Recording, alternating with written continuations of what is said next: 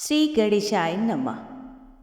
प्रिय दर्शकों, आपके अपने YouTube channel India at your palm पर आपका स्वागत है। आपका कमेंट, लाइक, शेयर व सब्सक्राइब हमारे लिए महत्वपूर्ण है, तो कृपया वीडियो को लाइक व शेयर करके चैनल को सब्सक्राइब अवश्य करें। आइए सुनते हैं सकट चौथ की कथा।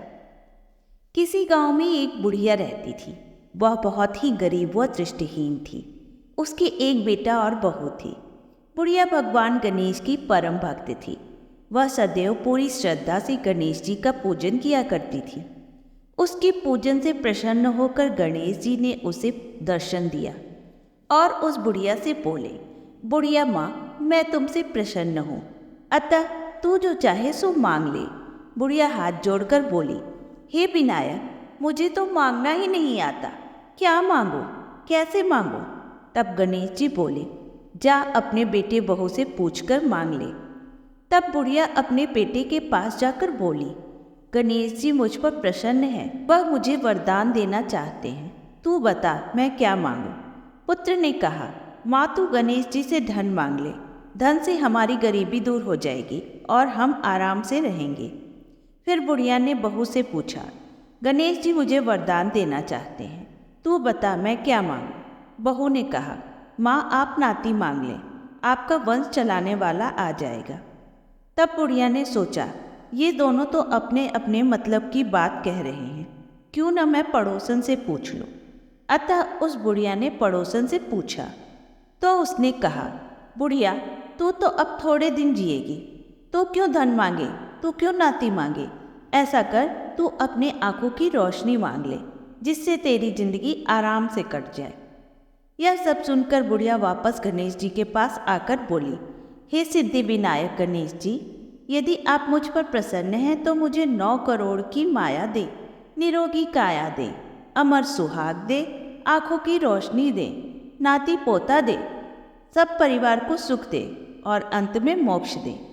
यह सुनकर गणेश जी बोले, बुढ़िया माँ, तुमने तो मुझे ठग लिया।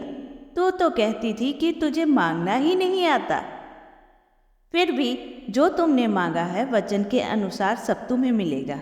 यह कहकर भगवान गणेश अंतर्ध्यान हो गए। बुढ़िया ने जो कुछ मांगा उसे सब मिल गया। गणेश जी महाराज, जैसे आपने बुढ़िया को सब कुछ दिया वैसे ही सबको देना।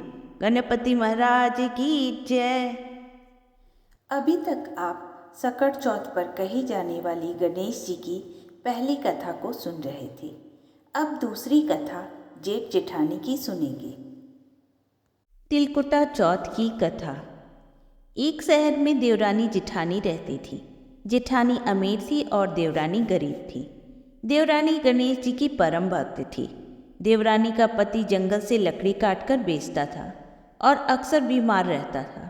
देवरानी जेठानी के घर का सारा काम करती। बदले में जेठानी उसे बचा हुआ खाना और पुराने कपड़े आदि दे देती थी। इसी से देवरानी का परिवार चल रहा था। माघ महीने में देवरानी ने तिल चौथ का व्रत किया। 5 आने का तिल व गुड़ लाकर तिलकुट्टा बनाया। पूजा करके तिल चौथ की कथा सुनी और तिलकुट्टा छीके में रख दिया।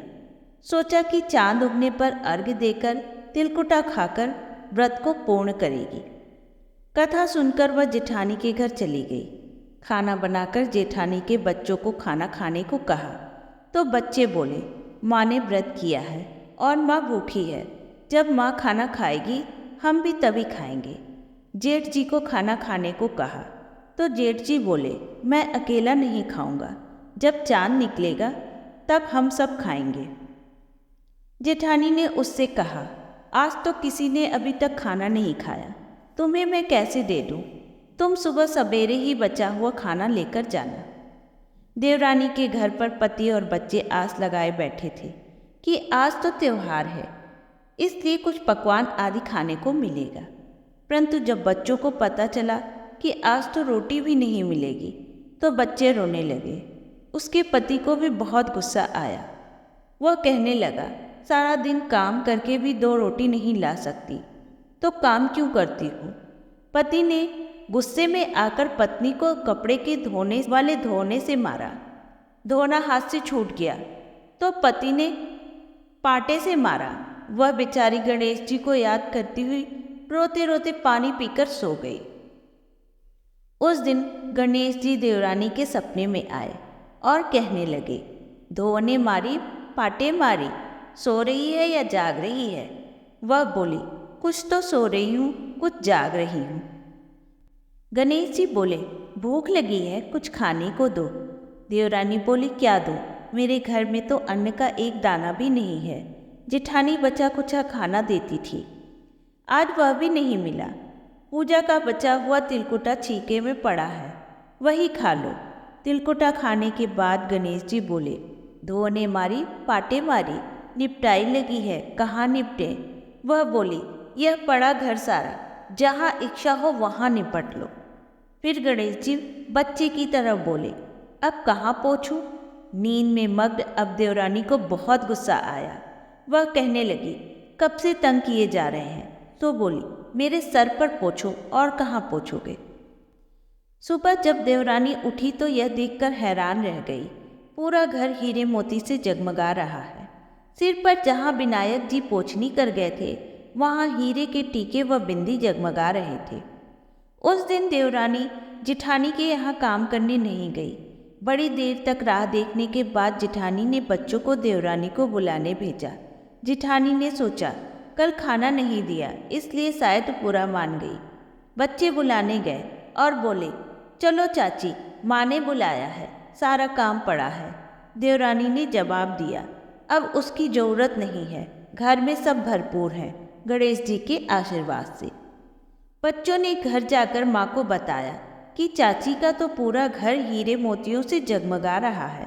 जेठानी दौड़ती हुई देवरानी के पास आई और पूछा कि यह सब कैसे हुआ। देवरानी ने उसके साथ जो भी हुआ था वह सब कह डाला। घर लौटकर जेठानी ने अपने पति से कहा, आप मुझे धोवने और पाटे से मारो। उसका पति बोला कि भले मानस, मैंने कभी तुम पर हाथ भी नहीं उठाया, मैं तुम्हें धोने और पाटे से कैसे मार सकता हूँ? वह नहीं मानी और जिद करने लगी। मजबूरन पति को उसे मारना पड़ा। उसने ढेर सारे घी डालकर चूरमा लड्डू बनाया और छीके में भरकर सो गई। रात को सिद्धि विनायक जी सपने में आए और कहने लगे, भूख लगी है, क्या खाऊं?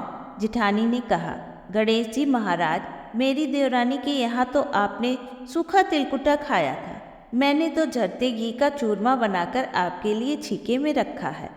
फल और मेवे भी रखे हैं, जो चाहे खा लीजिए। बाल स्वरूप गणेश जी बोले, अब निपटे कहाँ? जेठानी बोली, उसके यहाँ तो टूटी फूटी झोपड़ी थी, मेरे यहाँ तो कंचन के महल हैं, जहाँ चाहो निपटो। फिर गणेश जी ने पूछा, अब पोछूं कहाँ? जेठानी बोली, मेरे ललाट पर बड़ी सी बिंदी लगाकर पोछ लो। धन की भूखी जेठानी सुबह बहुत जल्दी उठ गई। सोचा घर हीरे जवाहर से भरा हुआ होगा, पर देखा तो पूरे घर में गंदगी फैली हुई थी। तेज बदबू आ रही थी। उसके सिर पर भी बहुत सी गंदगी लगी हुई थी। उसने कहा, हे गणेश जी महाराज, यह आपने क्या किया? मुझसे रूठे और देवरानी पर टूटे। जेठानी ने घर की और अपने सर की बहुत सफाई करने की कोशिश की, परंतु गंदगी और ज़्यादा फैलती गई। जेठानी के पति को मालूम चला तो वह भी बहुत गुस्सा हुआ और बोला, तेरे पास इतना सब कुछ था, फिर भी तेरा मन नहीं भरा। परेशान होकर चौथ के गणेश जी से मदद की विनती करने लगी। गणेश जी ने कहा, देवरानी से जलन के कारण तूने जो किया था यह उसी का फल है। अब तू अपने घर में से आधा उसे दे देगी, तभी यह सब साफ होगा। उसने आधा धन बांट दिया, किंतु मोहरों की एक हांडी चूल्हे के नीचे गाड़ रखी थी। उसने सोचा किसी को पता नहीं चलेगा, और उसने उस धन को नहीं बांटा। उसने कहा, हे गणेश जी, अब तो अपना यह बिखराव समेटो। वे बोले, पहले चूल्हे के नीचे गड़ी हुई मोहरों की हांडी सहित ताक में रखी 2 सुई को भी 2 हिस्से में कर। इस प्रकार गजानन ने बाल स्वरूप में आकर सुई जैसे छोटी चीज की भी बंटवारा किया और अपनी माया समेटी। हे गणेश जी महाराज, जैसे आपने देवरानी पर कृपा की, वैसे हम सब पर करना। कहानी कहने वाले, सुनने वाले व हुंकारा भरने वाले सब पर कृपा करना, लेकिन जेठानी को जैसी सजा दी वैसी किसी को मत देना। बोलो गणपति महाराज की जय। यदि आपको यह कथा अच्छी लगी हो तो वीडियो को लाइक करके ज़्यादा से ज़्यादा शेयर करें। यदि आप हमारे चैनल पर नए हैं तो चैनल को सब्सक्राइब अवश्य करें व नई वीडियो की जानकारी के लिए बेल आइकन प्रेस करें। धन्यवाद।